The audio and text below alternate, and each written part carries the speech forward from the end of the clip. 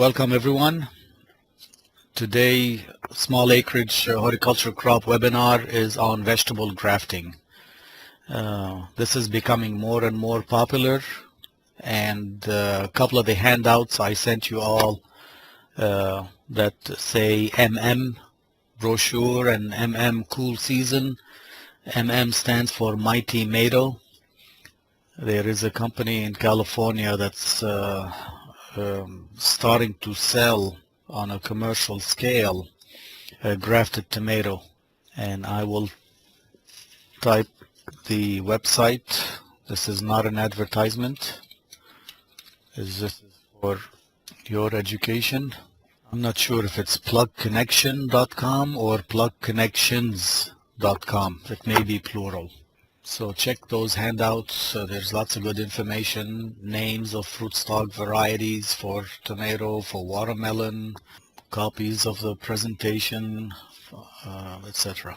So the US is new to grafting, and I will show you the next few slides. But before we start, let's agree on some terminology. The names are the same names if you are used to grafting fruit trees or pecan trees. You have the Scion, which is the top part, the variety that you are interested in. The rootstock, which is in the ground, the variety that you are not interested in to harvest from, but you need it for other purposes, whether it's disease, whether it's salt tolerance, whether it's pH tolerance, or disease tolerance. And of course, the graft union is where you made the cut and join. Like I said, grafting in the US is new, but in Asia and Europe they have been grafting for many years and using all kind of rootstocks. So this slide compares the rootstocks that are used in Asia and in Europe for these commercial crops. For example, if in watermelon, 90% of the rootstocks used in Asia is Lagenaria, whereas in Europe 30% of the rootstock used for watermelon is Lagenaria. I will show you next few slides what Lagenaria, what Maxima, Moscata, Ficifolia, what they all look like. Most of the time they are wild relatives, like weeds, or wild relatives of these commercial crops. And that's what they are here. Lagenaria is the gourd family, and here's one of them here. There's all kind of Lagenaria species, and as long as they are in the same family, they can be grafted to each other. So any one of these 5 pictures shown here, you can graft one on top of the other or vice versa. Cucurbita maxima is of course the winter squash family, and here's a pumpkin representing that family. The Cucurbita moscata is also a winter squash family, and the butternut squash, giromon, and Long Island cheese pumpkin represent that family. So yes, butternut squash is a harvested crop that you have, but it fits in that family. And hey, if you think that you never had any trouble with the butternut squash in your garden, but your watermelon is having trouble, then graft the watermelon on your butternut squash, and they will do fine because they are in the same family. The graft union will take and heal, and they will grow well. The wild melon, we have a lot of that here in Texas. I've had a weed at the hort farm, and I collected all the fruits, and I have a bag. There's like 500 seeds in it from a couple of fruits, well, maybe 3-4 fruits that if I want to graft watermelon on, it's right there, and that's how it looks like. That's the fruit. Of course, the one they grow in Texas are a little bit bigger. It's probably twice as big as this. Wild melon, citron paddy melon are all different names for that wild variety. It's very well adapted to Texas, never had disease, never watered it, and still grew like crazy. And that's what started the idea of grafting, is that, hey, if they fit, here is one that's really adapted to drought. It can dig up water from deep. It can tolerate. Let's graft it to the crop that we want to harvest, and take advantage of that natural adaptability of this wild relative. And this is Cucurbita ficifolia. It comes under other names like Malabar gourd or fig leaf gourd.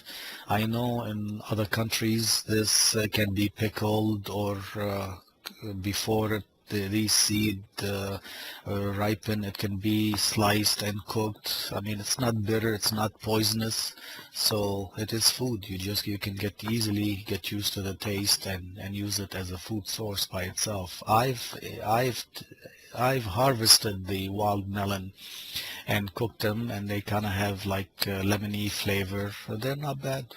It's amazing of how many plants we should be eating and we are not. But that's not the purpose of today's presentation. Let's also compare between Asia and Europe what percent of grafted crops is grown. And you'll see, of course, in the US, if you want to calculate the percentage of field crops that is grafted, we'll be lucky to have 1%.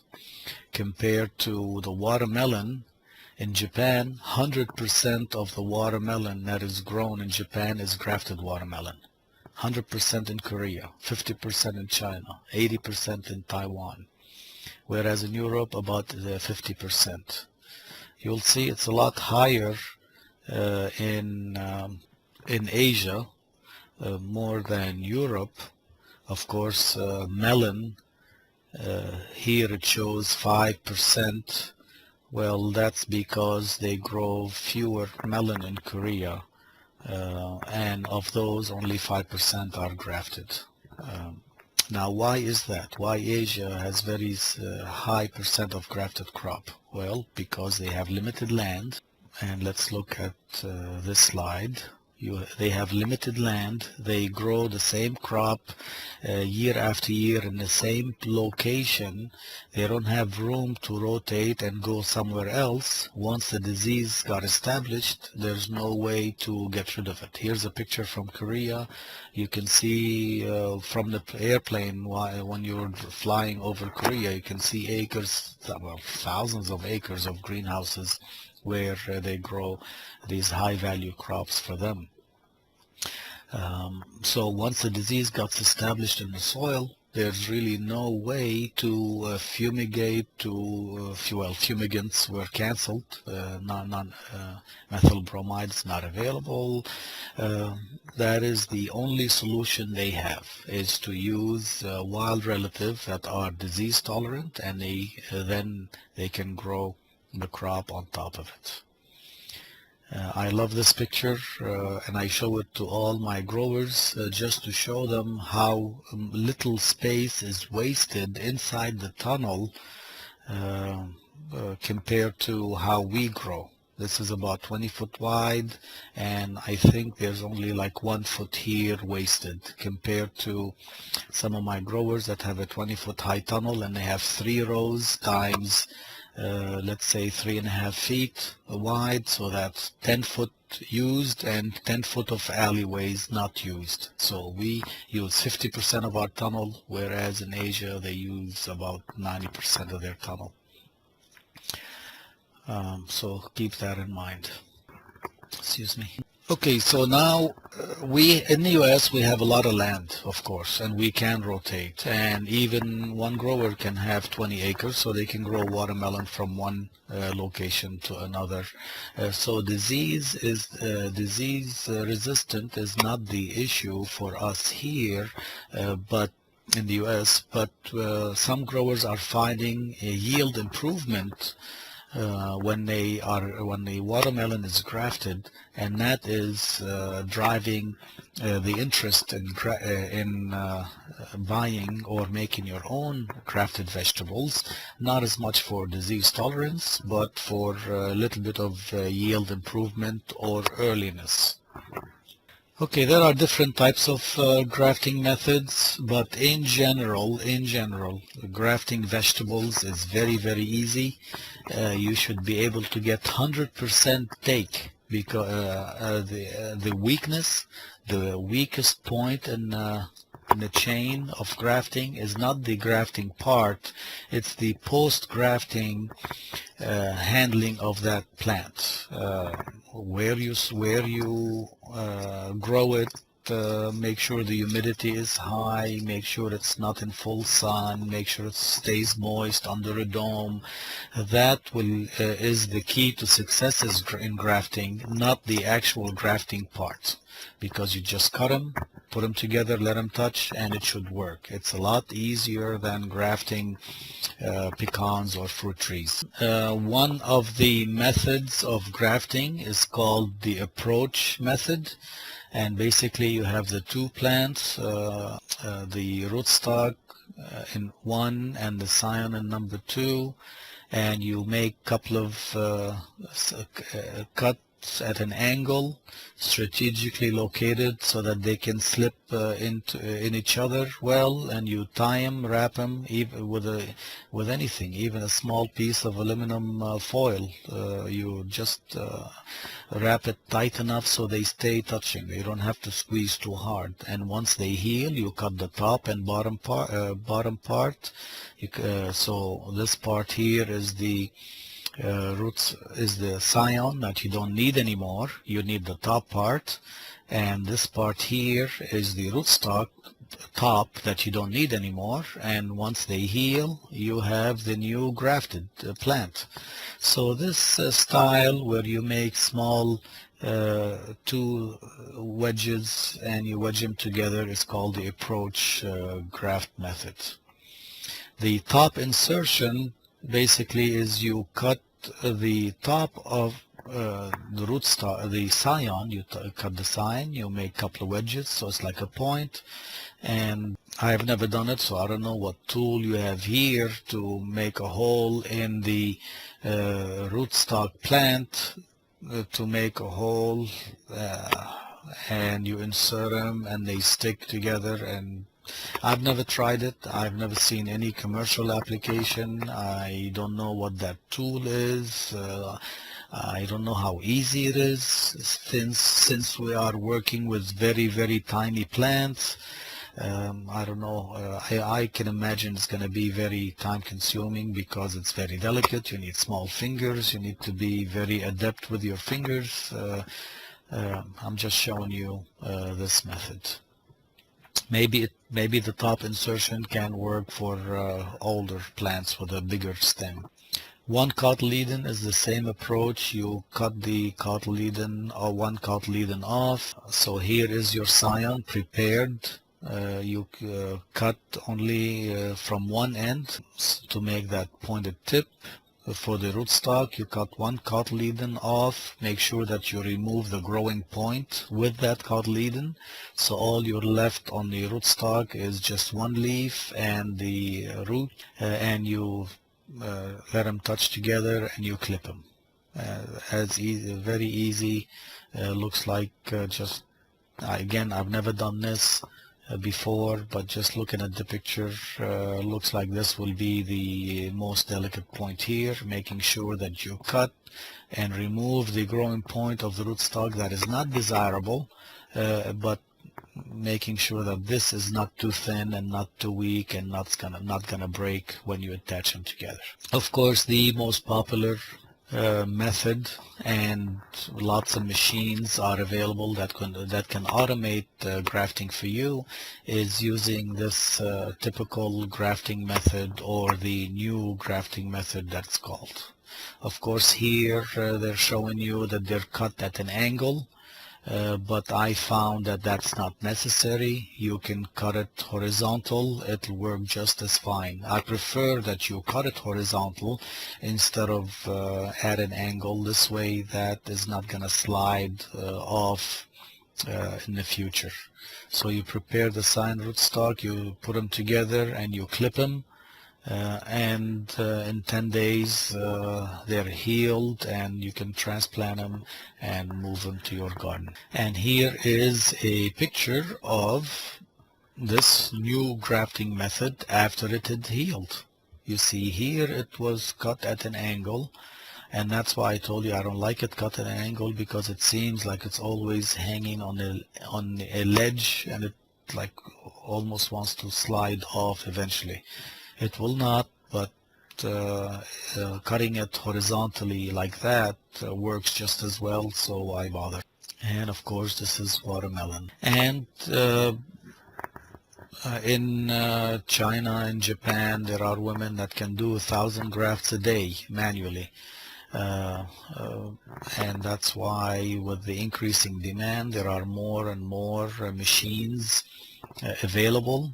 You can search for grafting, vegetable grafting equipment, and you'll see all kind of catalogs. I wasn't able to find the prices on them, so I can't tell you, but one catalog, I think it's one of the handouts that you have, lists how many people are needed to operate it, how many grafts it can do per day, anything from 602 people to 803 people to 1,002 people. So it's not fully automated. You still need handlers to load the plant, pick up the plant, and make sure all works well. And I may have to switch. I am on slide 17 that says grafting robots. That's what they're called. I put here the YouTube video.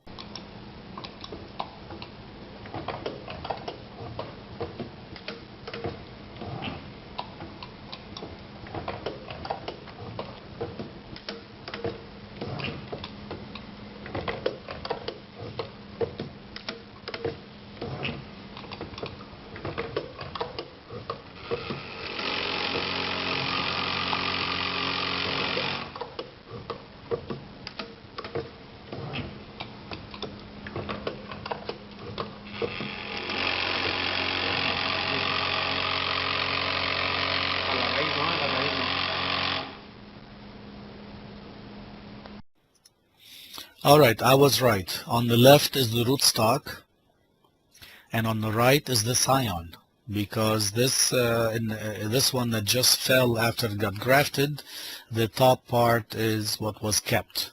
So this machine has two handlers, one on the left to load the plant and one on the right to load the plant. I guess version 2.0 can easily be done if you're the same person. And it's very simple. And let me show you. So here's the clips in the center coming in. So all this robot does is after they are cut on the right and left, it brings them together, and the timing and the distance is calculated, so brings them exactly together right on top of each other, and then the center robot, the arm, clips them together and it drops it, and then the belt takes it out of the way. So let's continue watching. So here's the cutting part, the blade that goes up and cuts it, and on the other side the same idea, stem grabs it, cuts it, but it just throws away the other part.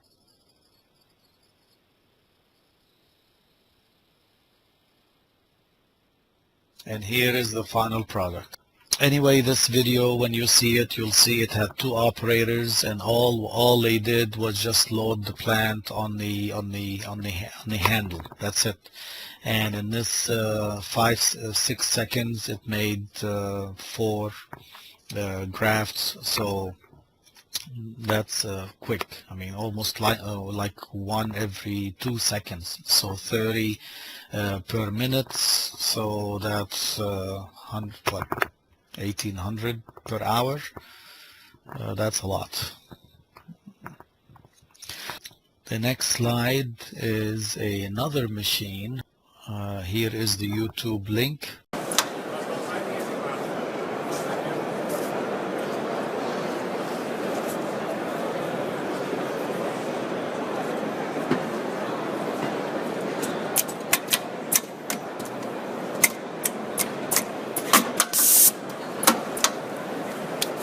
This was a one person operator, but he struggled with putting the plant on the right. He had to do it 3 times. So that is the slowest part. The weakest link is how fast you can load the plants. Slide 19 are the different clips available on the market today. Those are the plastic clips, and they from left to right. This is the smallest one, and these 2 wings here, you squeeze them and it opens this part on the other end. It opens the slit on the other end, and to slide in your grafted part. So you can see it is like this hole is what is that, 2 millimeters? So you can see how small you can graft your plants. And in my opinion, the smaller the plant that you can graft, the faster it will heal, the faster it will grow, and the faster it can go outside in the commercial field or in your garden. So those 2 are the same, just a little bit bigger. This one, second one from the left, has a little bit bigger opening, so it can take a little bit bigger plant. This white clip is nice because it has 2 different sizes in one part. You have here a smaller size, and here is a little bit bigger size. So here is one clip that you can use, and if you miss the window of opportunity and it's too big for this opening, then you can use it for this one. And the orange one on the far right is for much bigger plants, as you can tell by the size of the opening here. Now, if you use this clip, and you add it out to the grafts, do they have to touch for it to work? Like, does this end has to close? No, it does not have to close. This spring, as long as those 2 grafted parts stay together and are held together by this clip, even if this is open, it's fine as long as it's holding them together. So usually this orange one is used for the approach graft, whereas these 3 are used for the top insertion graft or the new grafting method. And I went on Johnny's Seeds, and again, this is not an advertisement, but that's where I bought mine from. And here's a snapshot of their website to give you an idea of the prices.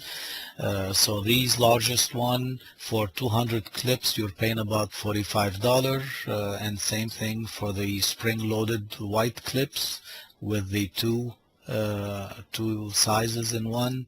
That's about $45. The smaller silicone grafting clips are about $18 or $16 for the 200 clips. If you don't lose that clip, one package of 200 clip can last you for years. Because it's not gonna break down. If you don't lose it, once they heal, you can remove it and reuse it again. So just if you need to buy some, just go to Johnny's Seed and say grafting clips, and you can get to this web page and order yours. And here is a picture. Of course, this is not grafted. This is just I just stuck them on the plant to show you that it does not have to be completely closed for it to work. As long as they are held together and firm enough that they don't move for those 5 to 7 days for the healing process to occur, it's working. It's gonna work. So keep that in mind. And here's the so look at this picture here. If I have a choice between using this and using this for this diameter plant, I would use the orange one. So keep that in mind. Use the biggest clip that can fit, not the smallest clip that can fit. When you graft, labeling is very important. And using a systematic approach so that even if you walk away from the table for lunch break and you come back, you're not gonna get confused and say, oops, which one is the rootstock, which one is the Scion. So whatever, you decide that on my left is the Scion, on my right are the rootstock, that's fine. Even in labeling, use an approach, a code that will make your life easy so that you can remember it. For example, my system that I like to use is the Scion is written first and then slash, so that's it. So Scion slash rootstock, and then the date of the graft. So when this top tag, the top stick tells me that Sun Leaper is the Scion grafted on red cherry small, whereas the bottom stick tells me, no, I grafted red cherry small on Sun Leaper rootstock. Okay? And here is, in this slide, you'll see that if this is Sun Leaper and I want that as my Scion, then this part here is trash, has to go on the trash. I'm interested in the Scion part. And if my red cherry small is my rootstock, then this part is the trash. I'm interested in the rootstock. One thing to remember when you are grafting is that you want the diameter to be as close as possible to each other. Does not have to be 100% match, but as close as possible to each other. And of course, as the stem gets thinner, higher up in the plant, it's thinner and thinner. So you can cut here, you can cut here to find the right location to match the rootstock as much as possible. And here is after they got grafted together. So the Sun Leaper, like I told you, this is trash because that's the Scion. So that's the Sun Leaper part grafted on the red cherry small. Now those two, neither red cherry small or Sun Leaper are tomato rootstocks. This is just a picture just to show you grafting on my desk in my office. Nothing fancy. It can be done anywhere. And here is the paper clip where the white clip that I'm using the thin end, the smaller end, and it worked. It worked fine. As long as they are held together firmly that they don't move. I even grafted eggplant.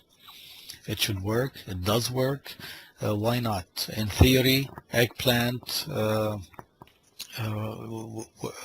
does not need to be grafted, but if you find a soil disease and you see that this variety has tolerance to that disease, then you can make your own eggplant. Anything can be grafted. Anything can be grafted. It is not hard. The plant doesn't, of course, the nature of crops like sweet corn, the way the growing point is, that may be a little difficult, but it will be a nice exercise for master gardeners if they're interested to see if they like to try their hands on grafting sweet corn, just for the fun of it. Okay, and again, remember, make the stake before you start grafting. So the minute you finish the graft, stick that Millionaire Scion on top of Black Beauty, or Black Beauty grafted onto Millionaire. Stick it there immediately so that in case you have to go get a drink of water, you come back, you don't forget which is which or what did you do. So here's a small exercise I did where I had the Black Beauty and Millionaire, and those two in the back are the original plants, and those two are the grafted on the different types of grafting. I even cut the Sun Leaper. So this one is Sun Leaper on red cherry small. This is Sun Leaper Okay, so two of the same grafts. Oh, I see what I did here. These are the same grafts as just two different types of clips, the white versus the orange. And here's a close-up of Sun Leaper of a red cherry small. The stick is in there. There's no way you can forget what you did here. And of course, always thinking of trying different way for the small acreage growers if they don't have a greenhouse. Even for the homeowner, here's the plastic bag, I put it in there. I mean, this is not what something a commercial operation is going to use.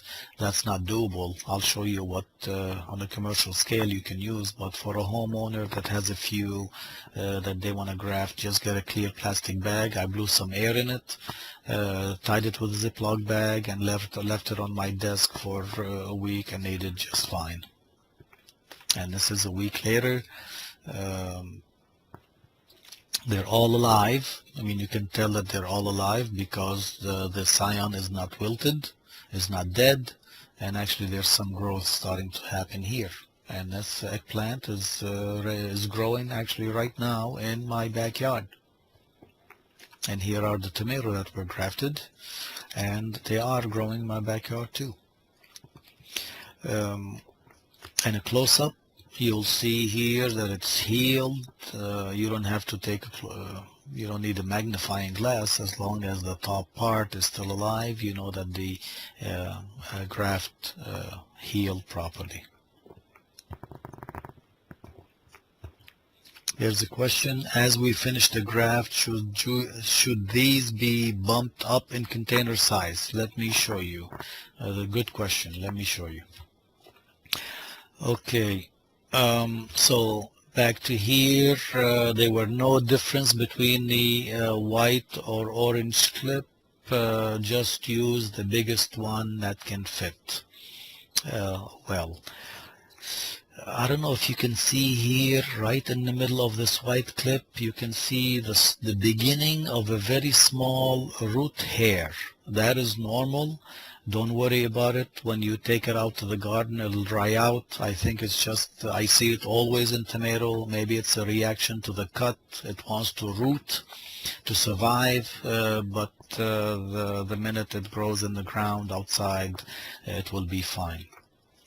Please remember that when you graft vegetables, you cannot plant it deep so that the graft union touches the ground. Otherwise, for example, this plant here, you cannot plant it this deep, because if you do, the top part, the Scion, will reroot, and then you lost the benefit of the graft.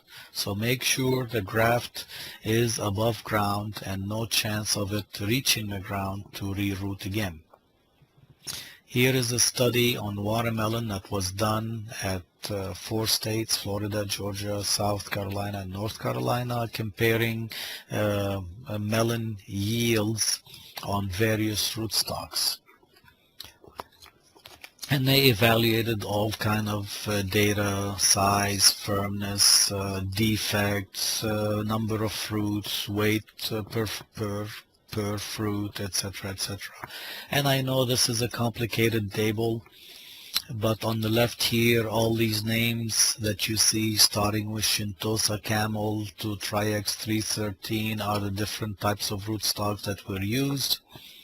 And then you have the early or the first harvest, and they took fruit number, fruit weight, and average fruit weight. And for the first harvest, there was no significant differences between the numbers, weights for all these rootstocks. For the main or bulk of the harvest, there were no difference in fruit number between these rootstocks, anywhere from 12.8 fruits per plant to 16.5 fruits per plant.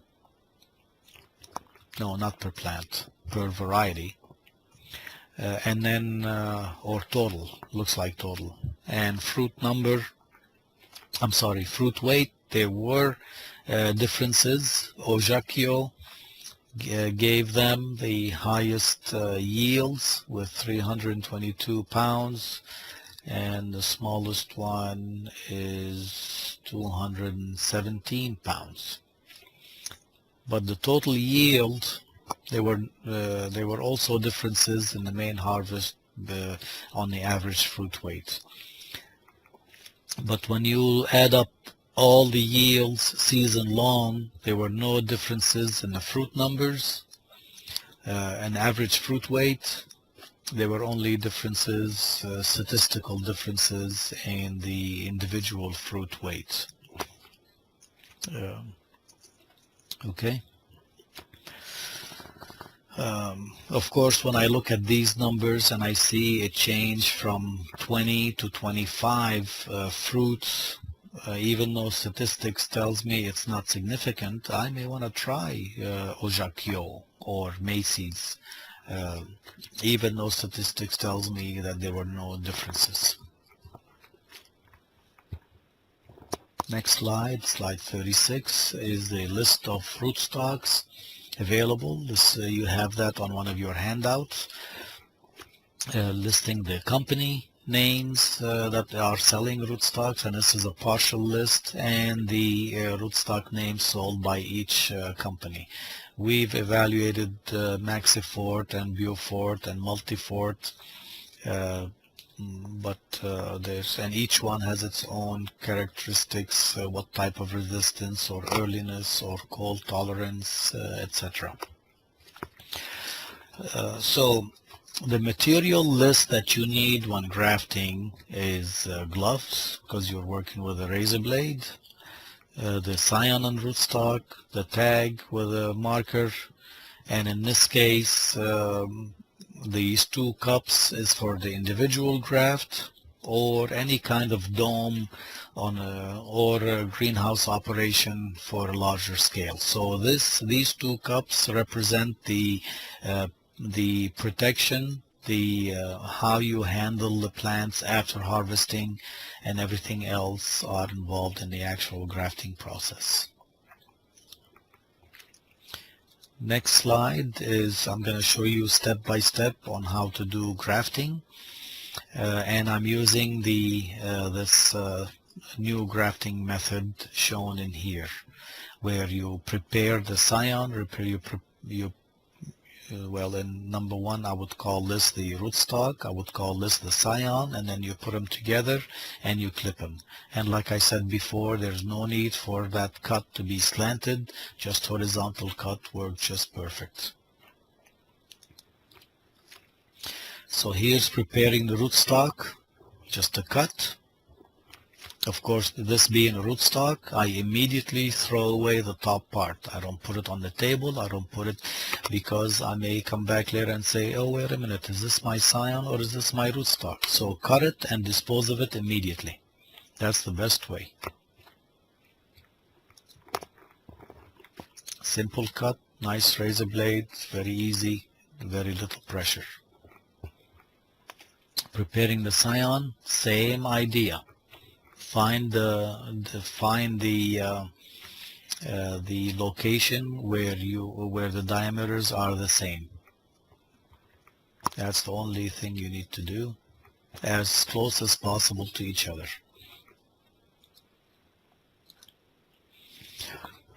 Next is use this silicone clip. You squeeze the wings on the outside to open it, and then you slide it halfway, and that's it. Here your Scion is ready to go onto the rootstock. So there are 2 sizes of paper clips, as I showed you earlier, 1.5 and 2 millimeter, and use the one closest to the Scion, the biggest one that can fit. You attach it to the rootstock, and the way I like to do this is, again, I squeeze on the wings to make that opening, and I slide it down, and I keep sliding it down until I see the Scion is starting to move. That's when I know that it is 100% contact. Don't slide it and think that they are touching. There may be a little bit air gap that you don't see. So slide it down until the Scion starts to move up in that sleeve, and that's when you know you exactly got 100% contact between the two. So place it in a mini greenhouse. So for a small, students, kids, master gardener who wants to do it on a few plants, those 2 cups of different sizes work just as fine to create this mini greenhouse effect where it's high humidity. The plants will not wilt. And when they are grafted, in this case, black Prince. Okay, this is not my approach. Black Prince is the rootstock. No, black. Well, I don't know. I hope Black Prince, which is an heirloom, they grafted it on an early girl on December 4th. I'm assuming this is not my system. If there's no slash, that's not my system. I don't know which is which. But I'm gonna guess that Black Prince is an heirloom, is grafted on an early girl, hoping to get earlier yields or more yields. Shade is essential.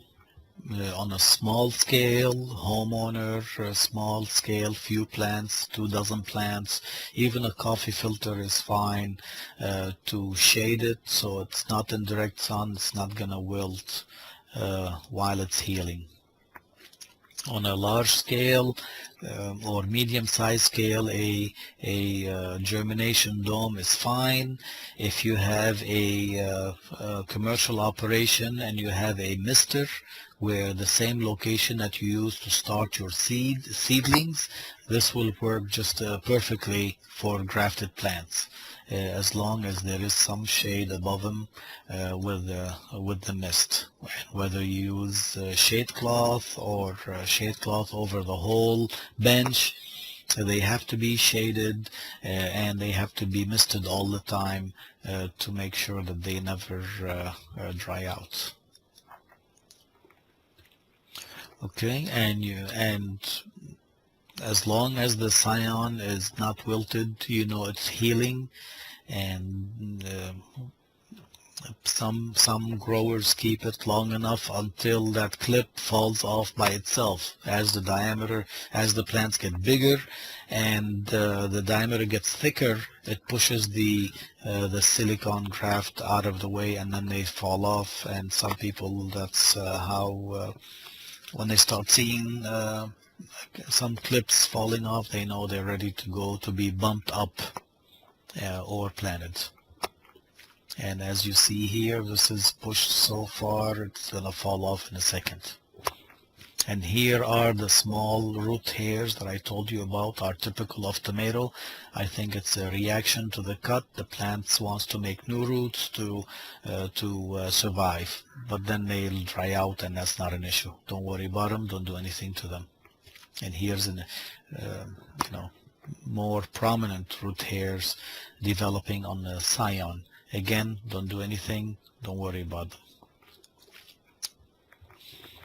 And like Boone, just like Boone asked, definitely bump them up before, let them continue growing before they go out to the field.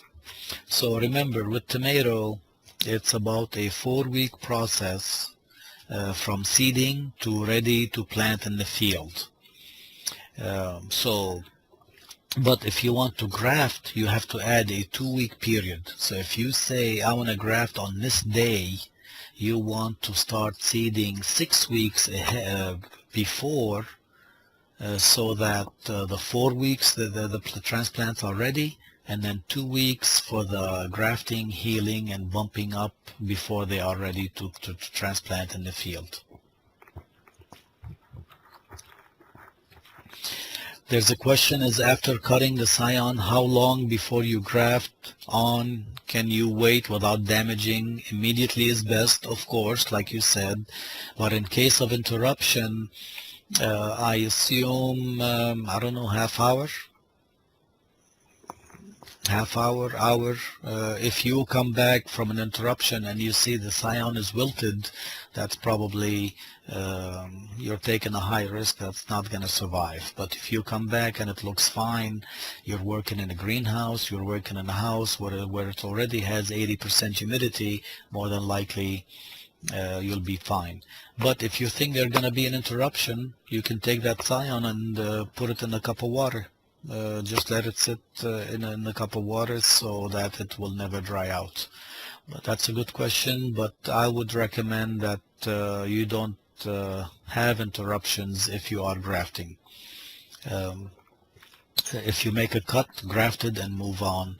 5-minute interruption, you get a phone call, somebody asking you a question, that's not an issue, but not too long. Okay, and you transplant it to a bigger size until they are ready to plant outside after the last frost-free date. And now it's ready to go in the garden. So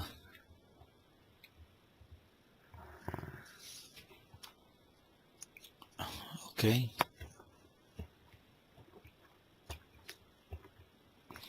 In 2009, we did a small experiment in Tomball where we grew brandy wine. As you know, this is an heirloom. And we grafted brandy wine on Celebrity, and you know Celebrity is very popular hybrid. And the brandy wine by itself, out of 5 plants, we had 42 pounds. When they were grafted on Celebrity, we had 82 pounds from 5 plants. So almost double the yield. But we were not able to replicate it the next year. We weren't able to replicate the same result. So does it work for improving the yield? Yes, if you do it right. And if the weather cooperates. It's not like a year like this where we had severe frost and we had late planting. Then the brandy wine will not gonna grow fast enough and catch up. Let me show you step by step with watermelon grafting. And here are a list which I sent to you on a PDF of the different types of rootstocks available and what they are used for the species name here, species column, what company is growing them, and what they are can be grafted on, and what is the characteristics of that rootstocks. For example, joint well is a squash plant hybrid sold by known seed company, and it can be grafted. It is compatible with watermelon. And in my mind, if it's compatible with watermelon, why is it not compatible with melon or cucumber or any other plant from the cucurbit family? Maybe they did, and they said, yeah, it can work, the graft, it can heal, but the yields are not good, so they don't recommend it for any other but watermelon. Remember, it's not just that the union heals and you can graft them. That's not the only purpose. The purpose, of course, is the final yield. And that's my guess why this company only recommends joint well for watermelon, not because it cannot be grafted on melon or cucumber, but because there's no yield improvement, there's no benefit. And joint well is disease resistant or low temperature, meaning if the soil temperature is low, it can tolerate that, the roots are not gonna rot. So here's a nice list here, read it at your own leisure. So for the watermelon, I'm gonna show you step by step using the approach graft shown here in a schematic diagram. So here are the 2 watermelon seedlings. Just need, and I'll show you what the knife is used for, and a nice razor blade and a small strip of aluminum foil. So the first step is to bring them as close as possible together. I had to cut some of the root ball off, shave, that's what the knife was used, cut some of the soil off to bring the two plants together. Okay, so here is cutting some of the excess soil and some of the roots. The plant is young enough, the roots are very aggressive.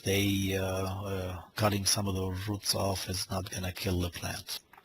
And here is cutting the excess soil from the other plant, so that when they are when the two stems are very close together, they can be very close together now that the root cell is much smaller, and they can fit now into one cell.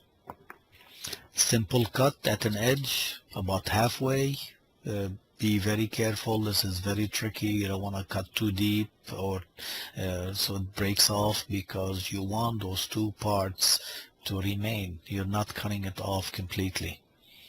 So the rootstock, this should be the way I do it. It doesn't matter, but the way I do it, the cut starting from the top down is, for me, is the rootstock, and the cut that's going from the bottom up is the Scion.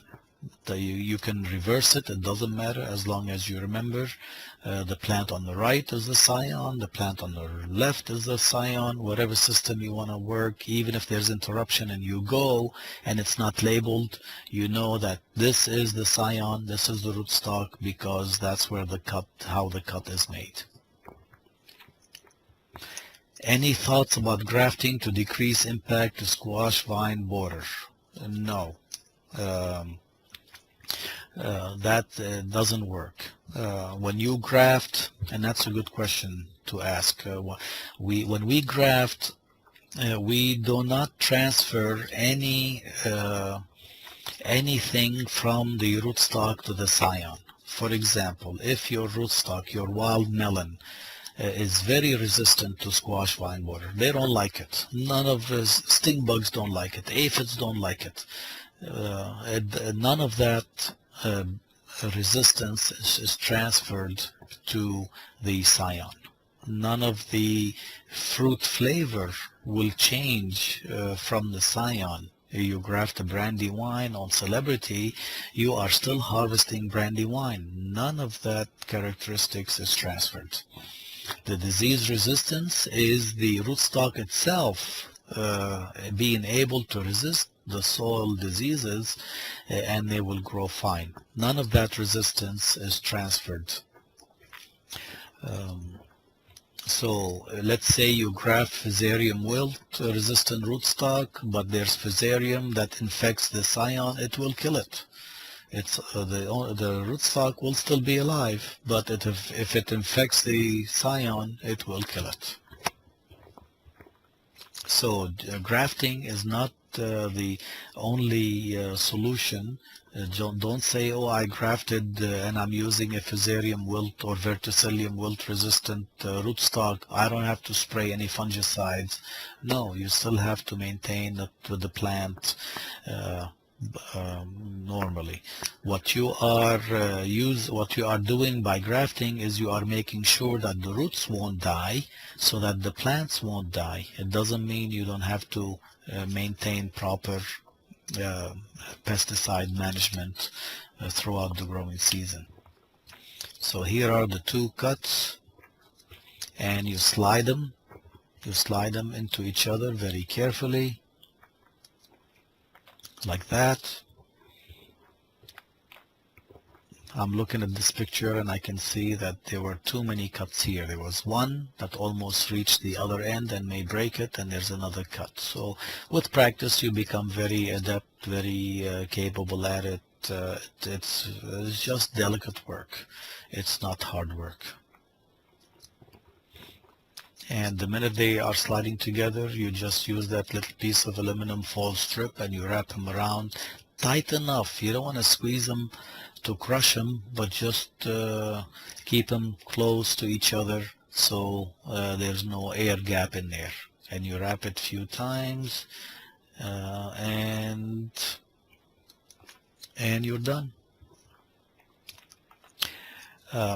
Now, this is the grafting part done. Now in this picture, I'm showing you that I already cut the top part of the rootstock, that's not needed, and the bottom part of the Scion, that's not needed. Of course, in this picture, it is done immediately, but in reality, you do that about a week or 10 days later after it got a chance to heal.